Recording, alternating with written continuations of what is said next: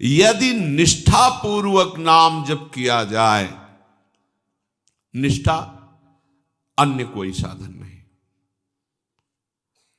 आप अपना क्या, दूसरों के भी प्रारब्ध को नष्ट कर सकते हैं, इतनी सामर्थ्य है।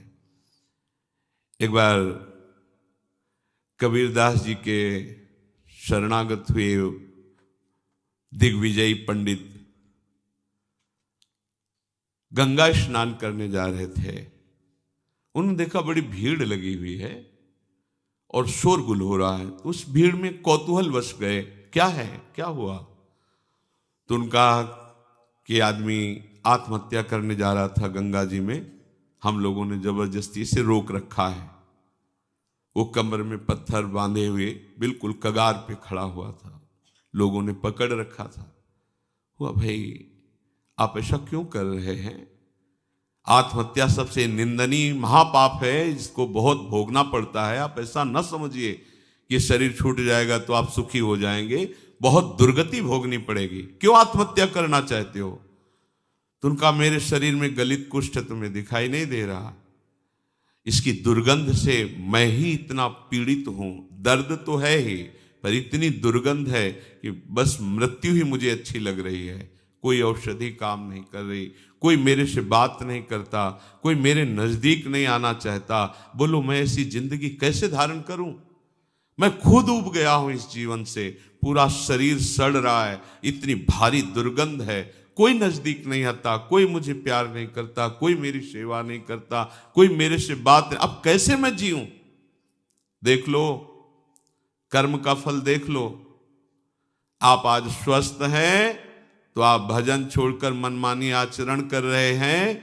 कल जब ऐसे कर्म फल की स्थिति आएगी जो आप कर्म किए हैं, कि आपसे कोई बात भी नहीं करेगा, आपके पास भी नहीं कोई बैठेगा, आप खुद जीना नहीं चाहेंगे, वो कर्म आपको इतना दंड देगा। इसलिए सावधान रहो। अवश्य में भोक्तव्यम कृतम कर्म शुभाशुभम। जो आपके शुभ अशुभ कर्म है वो आपको भोगने पड़ेंगे यदि सावधान नहीं रहे। उन्होंने कहा कि तुम भगवान नाम की महिमा को जानते नहीं हो। यदि नाम महिमा जानते तो तुम आत्महत्या करने के लिए न जाते।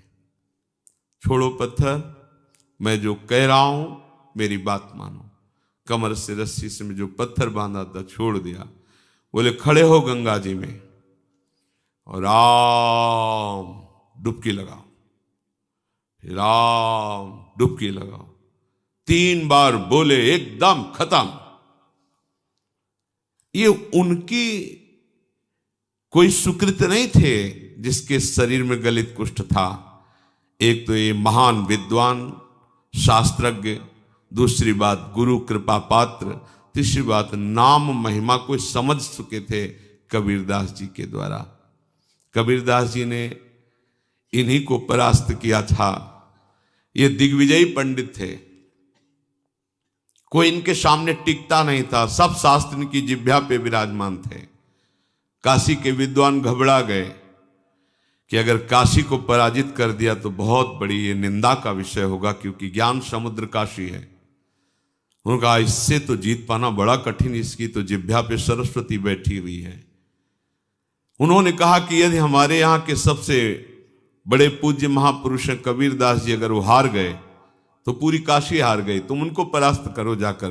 यहाँ किस किस से आप विद्वता पूर्वक वाक युद्ध करेंगे? एक से एक विद्वान है, सालों लग जाएगा।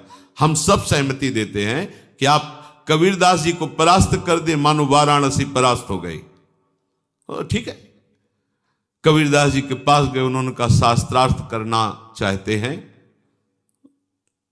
हमें शास्त्र कहाँ आता है? कबीरदास बोले पराजय लिख दो, इसमें दस्तखत कर दो, वहां करवा लो जहां दस्तखत। बोले काशी के विद्वानों ने कहा है कि आपकी पराजय पूरी काशी की पराजय। तो बोले फिर रुक जाओ, हम तुमसे प्रश्न करते हैं कि पढ़ के समझे हो या समझ के पढ़े हो? अब जो हरि के चरणारविंद के प्रेम में डूबा हुआ है उसकी वाणी सरस्वती भी नहीं समझ सकती। पहली बार उसकी बातें ही समझ में नहीं आई कि बाबा प्रश्न क्या कर रहे हैं। फिर हाथ जोड़ा, कहा महाराज एक बार फिर प्रश्न कीजिए। तो उन्होंने कहा पढ़ के समझे हो कि समझ के पढ़े हो? जैसे कोई किसी को स्तंभित कर दे मंत्र के द्वारा, बुद्धि काम नहीं कर रही, पूरी सभा लगी हुई है कौतूहल देखने के लिए।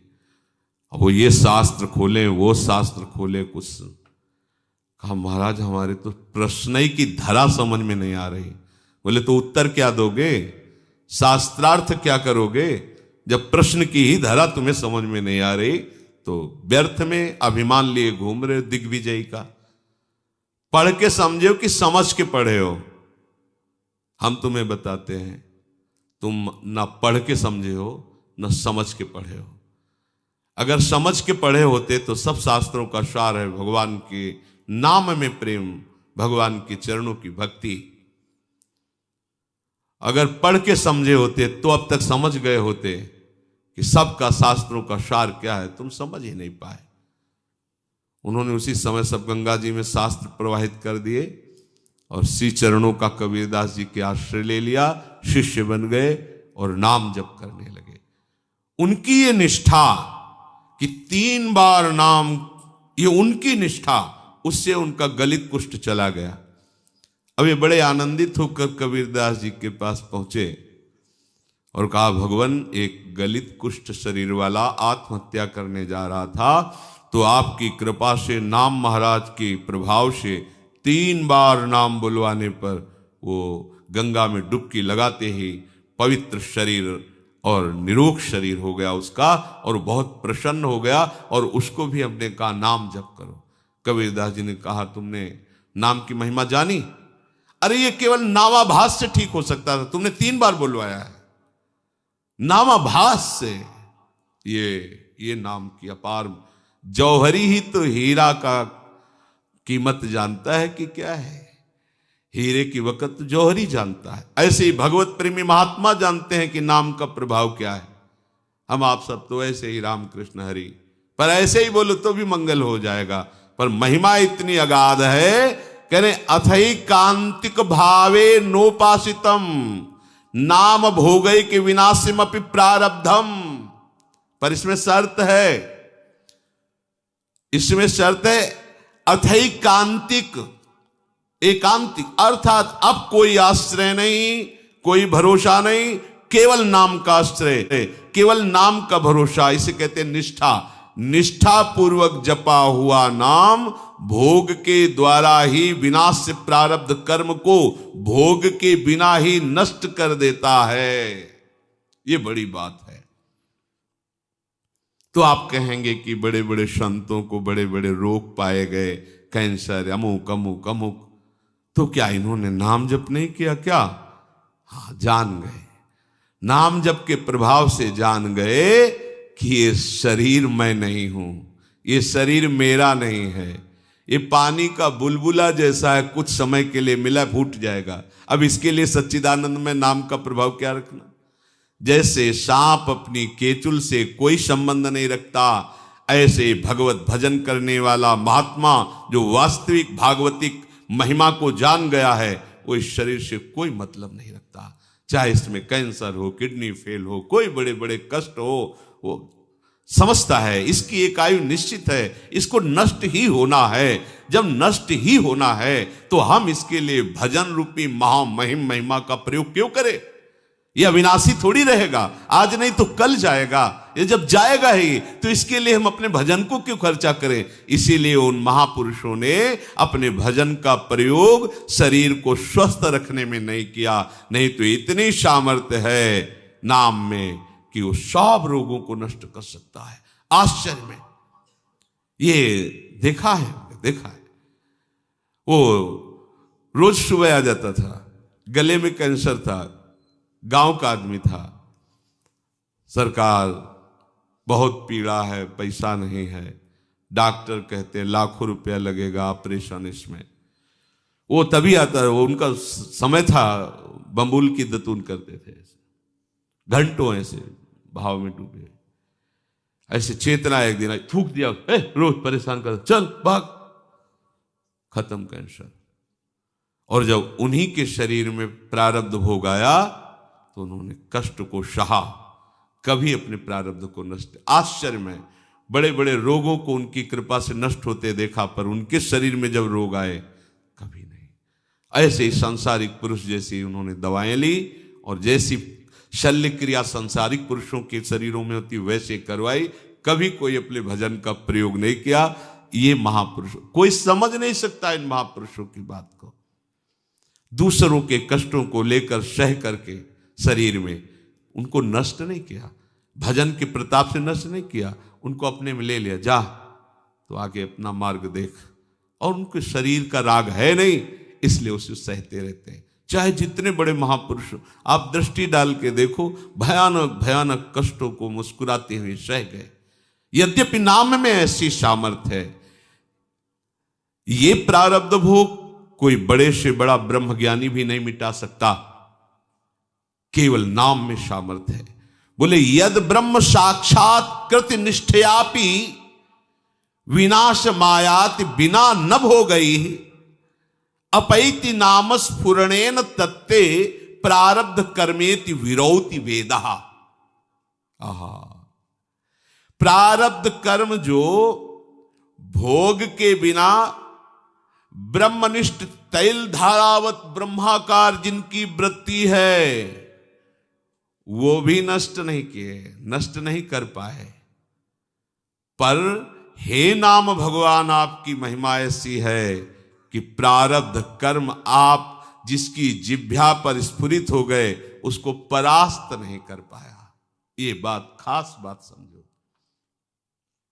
रोग मिट जाना खास बात नहीं है, नाम के प्रभाव से रोग होते हुए भी रोग का प्रभाव न होना ये खास बात है। नहीं पता चले कि अमुक रोग हो गया तो आपका मन उसी में लग जाएगा, निराश हो जाएगा, चेहरा छिन्न खिन्न होने लगेगा, अरे अब तो ऐसा नहीं। जब जाना है तब जाएगा, जब तक है इस शरीर में खूब आनंद पूर्वक नाम कीर्तन भगवत चिंतन, बिल्कुल प्रतिपल नया ऐसा उल्लास कि इस प्रकृति जन्य किसी पद प्रतिष्ठा की प्राप्ति पे वो उल्लास होता ही नहीं जो भक्त के हृदय में होता है। आप समझिए, ये नाम भगवान ऐसा आनंद उत्पन्न करते हैं, ऐसा उत्साह उत्पन्न करते हैं, जैसे किसी का ब्याह होना हो, फिर देखो ना पुल का घूमता है, पर वो तो प्रकृति जन्य कुछ क्षण के लिए हर्ष है, फिर शोक में बदल जाएगा। ऐसे अनंत गुना बड़ा आनंद, बड़ी पुलकन उस उपासक के हृदय में होती है जिसे अपने प्रीतम के मिलन की चाह पैदा कर दी है नाम ने। एक शरीर क्या, अगर करोड़ों प्राण करोड़ों शरीर हो तो अपने प्यारे पर न्यौछावर कर दे। ये प्रेम नाम प्रदान करता है। जिह्वा पर नाम स्फुरण होने मात्र से प्रारब्ध क्षीण हो जाता है। इस बात को बड़े बड़े महापुरुषों ने वेद में उच्च स्वर से कहा गया है।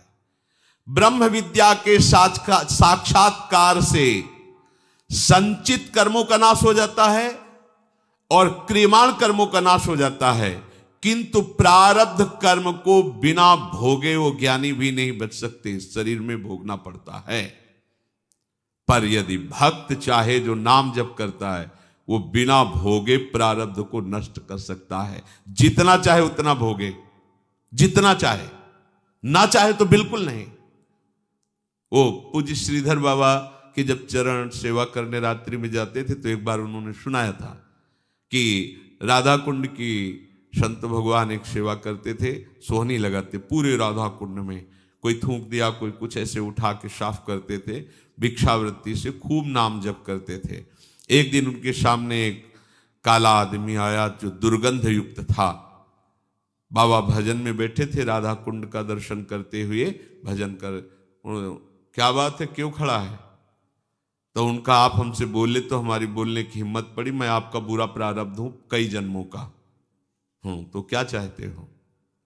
ये हमसे आपसे नहीं पूछा जाएगा, ये उन भजनानंदियों की बात है जिनका जीवन परम धन से युक्त हो चुका है, जो भजन के महाधनी हैं, जो पवित्र हृदय वाले पूर्ण भगवत चरणारविंद के आश्रित जन हैं। प्रारब्ध निका में 12 वर्ष का गलित कुष्ठ हूं, आपके शरीर पर आना चाहता हूं, आप आदेश कीजिए। बाबा ने कहा हमारे पास 12 वर्ष नहीं कि हम तुम्हें लेके बैठे, रोज हमें राधा कुंड की सेवा करनी है और हमारी एक नियम निष्ठा है, ऐसा नहीं हो पाएगा। दूसरे दिन फिर आया और कहा कि दिन रात्रि जोड़ करके 6 वर्ष में हम भुगता देंगे, आप स्वीकार करो। 6 वर्ष बहुत होते हैं, हमारे पास समय नहीं।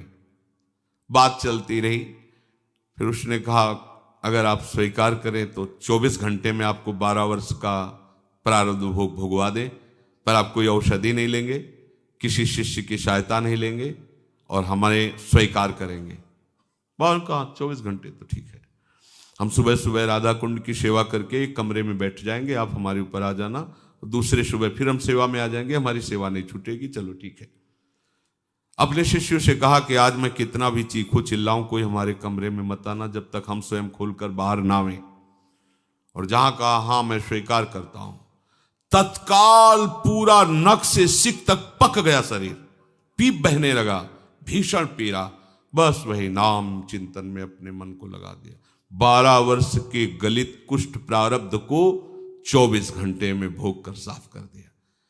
अगर वो नाक कह देते तो हिम्मत नहीं थी कि प्रारब्ध उनके शरीर में आ जाता। ये देखो नाम बल, नाम में बड़ी।